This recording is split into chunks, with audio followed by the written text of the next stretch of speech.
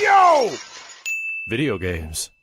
So let me just jump in right now. We'll just jump in right here with basically my Prey review, which is I'm the last person to see it, and that's okay. Thank you, Jimbo Blue Jay. What a nice name. Last person to see it. I was actually on board with this thing from its announcement when it was called Skulls, and they actually kind of were like thinking of trying to make it like a secret. Like you didn't know it was a Predator movie. You thought it was just going to be like a Comanche movie, a period piece film. And then you would find out, as you're watching, oh my god, it's a Predator. That didn't happen because that can't happen in today's day and age. Hollywood and the internet and social media and leaks and rumors, they get everywhere too fast. It was never going to happen. But I was on board with it. As someone who's been familiar with Predator lore and stuff for the longest time. One of the things, there's Blood Witch Mesa. That was like a Predator comic book. I already kind of covered similar but not same ground. And then so it seemed like a really good idea because like the Predators is a nice. It's a nice sort of like movie monster that you could kind of like fit into like many different scenarios. It doesn't have to follow one thing. So going back in time and going, against a Comanche warrior, great idea. I thought that, I've been on board with that. There's lots of things that are hinted at, even in the Predator movies too. So that was pretty cool. But anyways, let me just start off with, I guess, I don't know if I should have background music or not for this. Seems almost like weird to have background music for a Predator film, but I guess we don't really need it. But I'll just start off with like the nitpicks first because there's not many. It's pretty few and far between for me. The first nitpick is that there's a little bit of CGI and a lot of it's necessary CGI. Sometimes I would argue not, but there is some necessary CGI where like you can't have animals doing what they're doing, on screen. It's not that big a deal at all, but the zoologist in me kind of like it was a little bit like that's not how an animal will react. Like certain animals don't behave quite like certain animals should. And again, that's like a minor nitpick because it's just it's just an animal acting, whatever.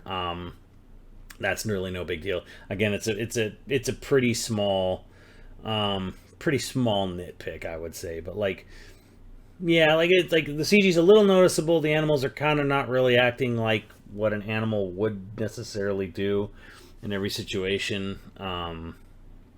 But that's fine. It's again small nitpick. The interesting thing was sort of the timing. Like in the film, you see there's a weird hunting party raid on buffalo, which was a thing, but the timing is a little off. There was government, sanctioned expansion at the time the movie takes place in from France and from for fur trappers, but like fur trappers of the era were not going after buffalo. It'd be unlikely, and they certainly wouldn't just go on a massive murder spree. Like I don't know how. I'm not exactly sure how they were able to kill all those buffalo in one exact small area with all those buffalo with their slow ass muskets. And it was a thing. See, the thing is where buffalo nearly went extinct was when the pioneer days hit in the 1800s, and people were just traveling westward, and they were just mowing the shit out of buffalo on their way westward to expand the American frontier. So it was like it's an interesting scene, but it was a little jarring to see such a historically significant kind of scene, because there are photos of this from the 1800s which are very famous, in history, and then seeing it sort of like recreated in 1719 for fur traders for French fur traders, where they were going after beaver. It was a little bit like, it just kind of like threw me off for a second, where I was like, okay, it's a little odd, but whatever. Like, again, it's so super minor, like who cares kind of thing. So that was kind of one thing. It would have been a little odd. It was a little far south for French fur trappers to be, because it's supposed to be in the northern Great Plains. Again, Comanche, they kind of roamed around that area, east of the Rockies, stuff like that. Not a big deal, but there was an awful lot of fur traders altogether at one point. So it's like, these are like the minorest of nitpicks. And then as far as like, okay, what was not in the movie, I kind of would have liked to have seen a little bit more of Comanche life. Picking the Comanches as the focal point of the film was a great idea, because of Comanche customs, Comanche laws, the way Comanches both went out on their hunts, and the way Comanches treated treated their adversaries. Like, they would make trophies. They would make trophies of their enemies, which I thought, oh, that's a wonderful fucking thing. Great fucking thing to go up against a predator. You're basically a predator. You're basically going a human predator versus a Yautja predator. They didn't really expand much into that. They didn't really show much. It was mostly just like, hey, there's Native Americans and they hunt. That's kind of it. Like, we didn't really get like a really deep look into the Comanche lifestyle, which I thought was a little bit of a bummer, because I was actually kind of like, there is some stuff where they sort of tease they do some things that are kind of like, okay, that's definitely a Comanche power move, and I liked that, and that was actually pretty cool to see, even, but like, I was kind of I weirdly was kind of, I would have liked to have even spent more time with the cast, with the human cast, even though they that would have slowed the movie down, and I don't think that would have worked for a lot of people, but I would have been cool with it. But yeah, like, again, this is so minor, it's so mind-bogglingly minor, and then that's kind of it. Like, my nitpicks are basically just like, yeah, some animals don't act like they should, CG's a little obvious sometimes, and there's some, I wouldn't say incorrect, I would just say like we're stretching the time frame and placement and actions of some of these fur trappers. So minor. But you know what? It's so much closer than a lot of films actually tend to get, where it's like, it's way off. So it's like, okay, it's a little bit of a stretch, but okay, it's fine. It's not a big deal at all. So that's pretty cool. But yeah, that's basically it as far as nitpicking goes. And then so for the rest of the film, like, immediately opening, cinematography is great, love it.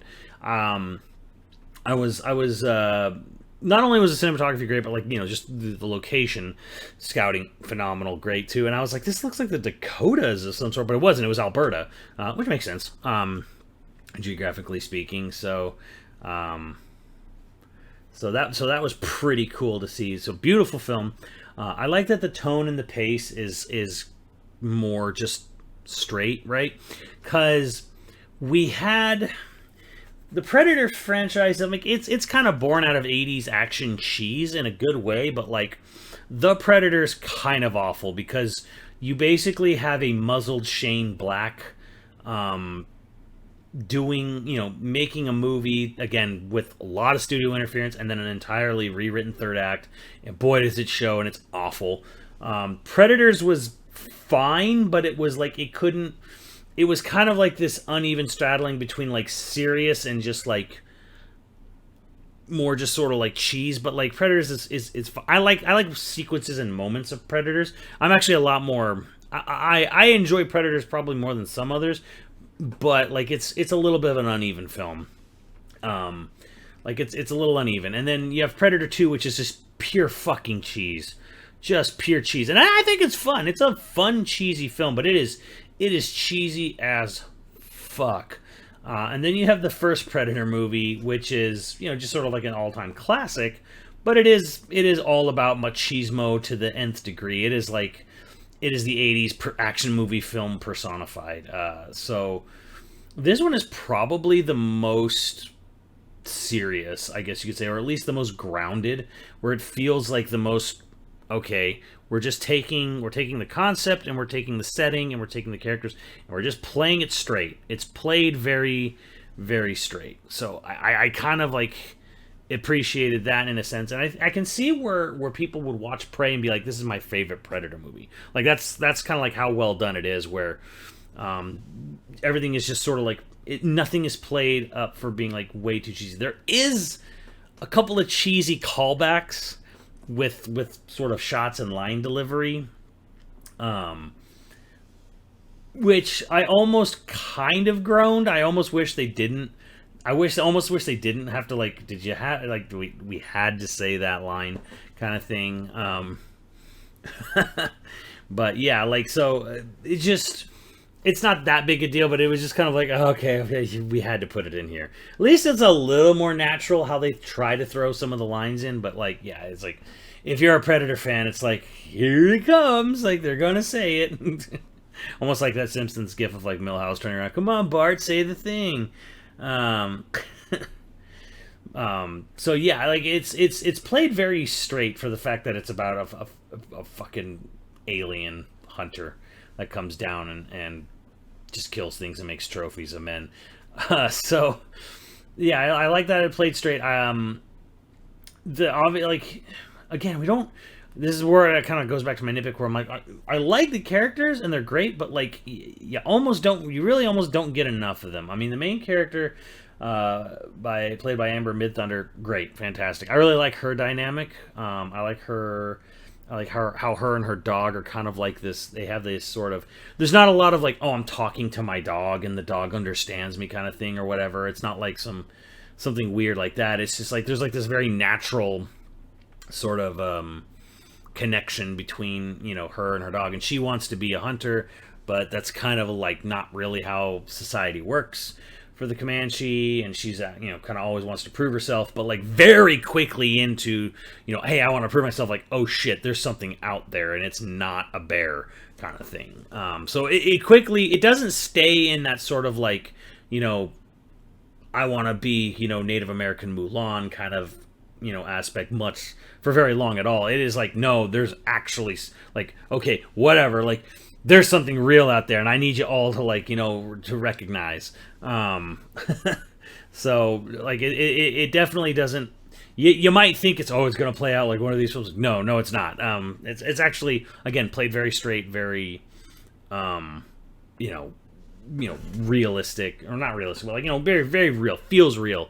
The one thing that's kind of neat too about the Predator itself is that it's got different tech, and it's kind of lower end tech. And this is actually something I was actually afraid of going into the movie, where I'm like, okay, it's 300 years, or at least 250, almost 300 years before Predator 1.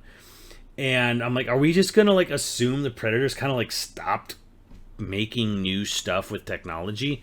And it's a little bit of column A, column B, where it's like sometimes the Predator's got like stuff that feels more advanced than the Predator from 300 years later, and then there's sometimes where the Predator, a lot more of what the Predator has in this movie feels like, okay, it's a slightly lower tech version of his stuff in other movies, and that's actually pretty cool. I like that. I like how there is a little bit of like conscience or conscious, thinking about, well, it is a whole lot of time between this movie and other Predator movies. Would they really, have they really just been roaming around with the exact same technology all the time? And no, they actually changed it up a bit, and I actually like that. That was another thing I liked. The Predator design is different, and that's good because we're in a much colder climate. They're a reptilian species.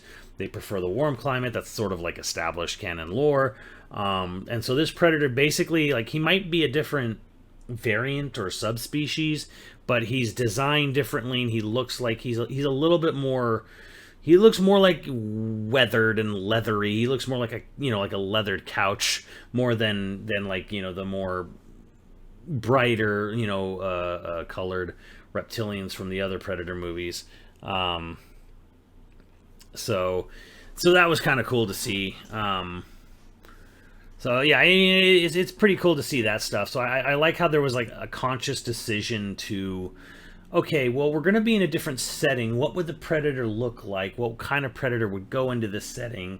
You know, it's not just use the same cast and monster design from the first movie or something like that. So yeah, I actually liked that part about it. Another thing that was really fun was that it didn't feel overtly predictable. Like, you know, maybe if you saw the trailers and tried to piece stuff together, but like, you didn't really know where it was going necessarily every single time, you know, right from the get-go. Like, you basically, because a movie like Prey has the initial problem of it's the fifth Predator movie. Right, there's nothing that we don't know really much about the Predator from this point. Like when you know, when the ship is kind of rolling through the clouds, it's kind of like at the very beginning. It's like, we know it's a predator. We know what it's doing. We know it's here to hunt. Like, so the mystery that the first movie had gone. You can't do anything more with it, and they're not trying to set up any sort of like lore revelations for Predator or Predator Society in this movie. They kind of play it smart by like, you don't really know exactly how it's going to play out. It's not a sort of the first movie is like, you know, and then there were one where it's like you had 10 and then like, you know, they slowly get picked off one by one kind of thing. And then 2 was like this sort of like cheesy, like, you know, manhunt through the city, you know, where like both sides of the police and the gangs are getting picked off, you know. God, Predator 2 is so cheesy. And Predators follows back again, reverts back to Predator 1, but it's like, it's bad people rather than sort of like, you know, roided out A-Team in Predator 1, and then it's like all the like the bad guys, the Dirty Dozen, and Predators, and again it's going like back to like picking everyone off one by one until no one's left. And then there's the Predator, which let's just not even talk about it. So this movie is kind of interesting, where it's basically just about a Comanche who's like, at first they're freaked out, they know something crazy's out there, and then it's about, first it's kind of about like, we need to figure this out, we need to stop this, not like I'm gonna hunt the biggest thing I can find, but like, you know, no, I'm telling you something, like, we need to be aware of this. And then it just kind of like snowballs and escalates, and then other players come into the mix, and it's nice kind of in a way where it's not a repeat of like, you know, a cast getting whittled down, and it's not just whatever the cheese fest that 2 was, which again I like too, but like, it is it's a special kind of like, it's a special kind of cheese, you know. So yeah, so I kind of like the fact that we don't know. I mean, it's obviously it's going to end with a fucking, you know, fight between the two.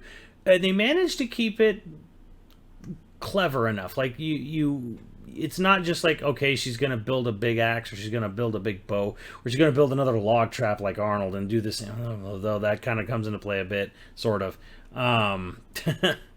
So I like the fact that there's a lot of twists and turns, or as much twists and turns as need to be from start to finish to make, you know, to make the story interesting, and not just be like, okay, you have the setting and we're just going to repeat Predator 1 in the same exact setting. It's not like that at all. Like, at one point there's like, I mean, actually more than one point, you'll see like there's a group of people and the Predator just goes through all of them right away. So it's not like this whole getting picked off or whatever thing. It is, you know, Predator's a Predator and he's an unstoppable killing machine, but he also follows along other Predator like rules too, where he's not going after everything. This is not it's not Bad Blood or anything like that, which I guess the Predator tried to do, but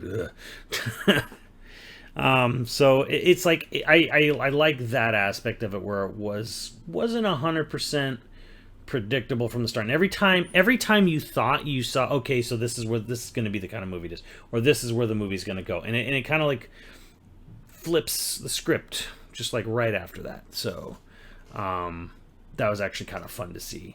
So overall, I haven't gotten any spoilers. I'm kind of trying to avoid that, you know. I kind of already spoiled a little bit in the nitpicks or whatever, but like that I feel like that's nothing out of context. So, you know, overall, I would say this is probably the second best Predator movie, and I could easily see it being a favorite for other people. You know, it doesn't quite have, you know, the ungodly charisma of Predator 1. But it does have a more grounded, played straight, you know, okay, we're just going to make a really cool ass Predator movie that takes place in 1719, and that's it. We're not gonna. It's not gonna be like the exact, you know, story beats you think it's gonna be. We're gonna have a little fun with it. There's gonna be some twists and turns. There's gonna be some creativity with the kills and the tech. So yeah, it's just a really good time. It's actually kind of sad, you know, that it's a streaming only kind of film where they're only doing it because Disney doesn't want the film to go to HBO Max.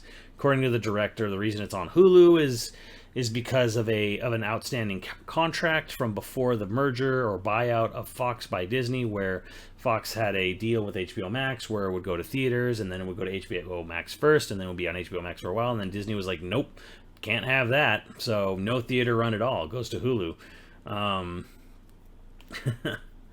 So that kind of sucks, but at the same time, whatever. It's not hard, you know, to see that way. At least, you know, you don't even have to leave your home. So yeah, it's for me. It's definitely like it's an easy number 2 for like best Predator movie. And I don't really know where I'd rank it. It kind of just feels like, well, there's Predator and there's Prey. And then there's the other movies. Kind of depends on what your mood is. Like, if you're really in the mood for something really super cheesy, you can watch Predator 2. And if you really like, you know, if you want to see something like a little more Dirty Dozen-ish, or a little like you want to see a little more Predators in your Predator movie, you go watch Predators. Although that one's a little uneven. We don't talk about The Predator. The AVP movies, I guess they exist, I guess. I still think there's I think there's a salvageable cut of AVP Requiem out there where someone fixes the color correction on that film and like brightens it up the way it's, you know, beyond what it is, and maybe cuts out a whole lot of other bullshit in that movie. At least the effects are good in AVPR. Like, AVPR is one of those like horror movies where it's like, this movie's garbage, but I'm here for the kills, or I'm here for the effects, and that's fucking it. The first AVP is weird because you have some very chunkily designed. You know, I appreciate the sentiment of keeping it in costume as much as they could in AVP 1, but like, the costumes are not great, and it feels like there's one slug out between the two creatures, and then it's just one predator versus a couple of aliens, and then like a random chase sequence with the queen at the end. I don't know. So I mean, that being said, like, I think this was the win that Predator fans needed and were probably looking for a long time. With the franchise, because it's really good. It opens up, and hopefully it opens up possibilities of other anthology style Predator movies. I call it anthology because it's like this doesn't, you know, I won't say this has no connections. It's kind of up to you to find out. But it definitely feels like this is okay. We don't need to follow any one sort of. We don't need to like follow up any other particular Predator movie. Like, we can just kind of like, you could just throw it in wherever, whenever, wherever. You know, it can go in, you know, you could stick a Predator in almost any setting and you could find a way to make it interesting, you know, for them, I would think, for the most part. So yeah, like I would say, like, hey man, if you're a fan of Predator, you owe it to yourself to watch this movie. It's the first time in a long time that we've had a great Predator movie, or just like, this is just okay. There'll be some people who may have certain nitpicks, but man, this is a movie that it's like, I find it hard to have many issues with. Like, and my issues are like so. I feel like even the issues I have are so small and nitpicky. It's like I'm just it's just there just to say I had okay. Well, there's these weird historical, zoological, whatever's, and like CG is a rough kind of thing because like the movie's all outdoors all the time with nature, and I feel like that almost kind of hurts CG a bit, where it's like so much of this film is shot on location and is like you can't hide it with like, oh, like some crazy future tech like a car transforming always looks easier or more believable in CG than like, okay, here's a wolf or a mountain lion and it's all CG because we have to do it that way. So yeah, like there's plenty. I hope this film opens up plenty of possibilities in the future for other what I would call anthology or just era style films, because it's just super fun. I think that there's still a rich resource of just settings and lore to pull here of like, hey, we can make any kind of period piece with with a Predator in there, and it could be done well. Problem is, will they be done well? Because I feel like in this movie it was done well. Predator is treated with respect, like the Comanche characters are treated with respect, like the setting is treated with respect, like it feels like okay, like no one was half-assing it in this. No one was like just like shitting the bed here. Like people were making the film you want them to make, kind of thing. So yeah, that's my review of Prey. Go see it if you got Hulu, because it's totally worth it.